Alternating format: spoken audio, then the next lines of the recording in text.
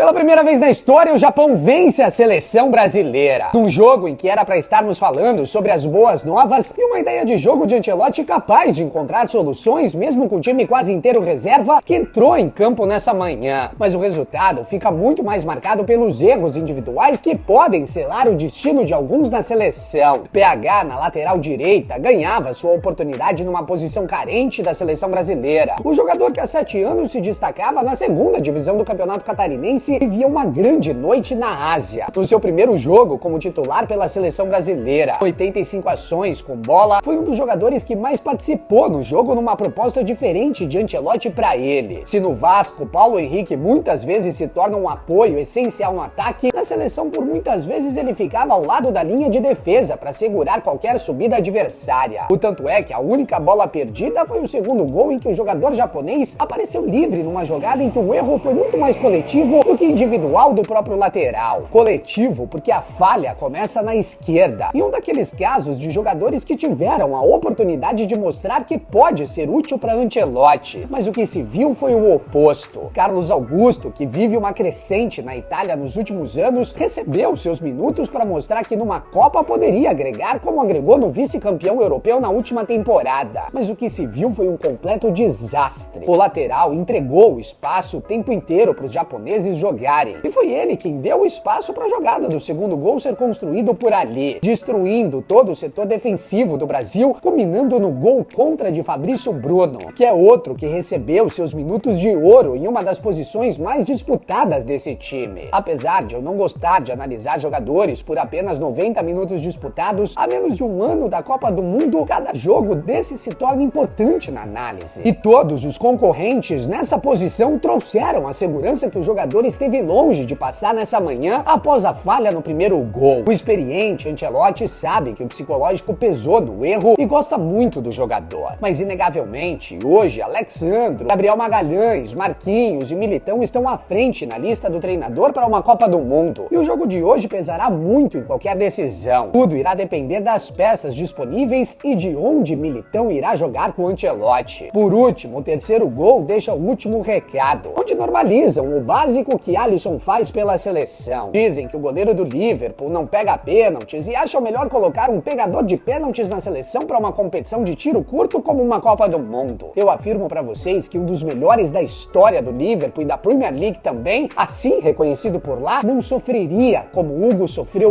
hoje. As prateleiras são muito diferentes. É óbvio que levar um goleiro, pegador de pênalti para a Copa é importante, mas o goleiro da seleção precisa ser o melhor debaixo das traves ao longo dos 90 minutos. E nesse sentido, todos que gostam do bom futebol sabem quem é o melhor que temos. Ancelotti apresentou a sua ideia de jogo que vencia o Japão com facilidade mesmo com os reservas em campo, mesmo sem fazer força. O mesmo Japão que botou 4 na Alemanha nos últimos anos, 4 na Turquia e caiu na Copa do Mundo nos pênaltis também para a mesma Croácia que nos eliminou. Porém, os erros individuais eram respostas ao treinador num jogo que não valia nada, mas que a longo prazo, ou até mesmo a médio prazo, pode valer muita coisa pelas lições que deixam para o italiano.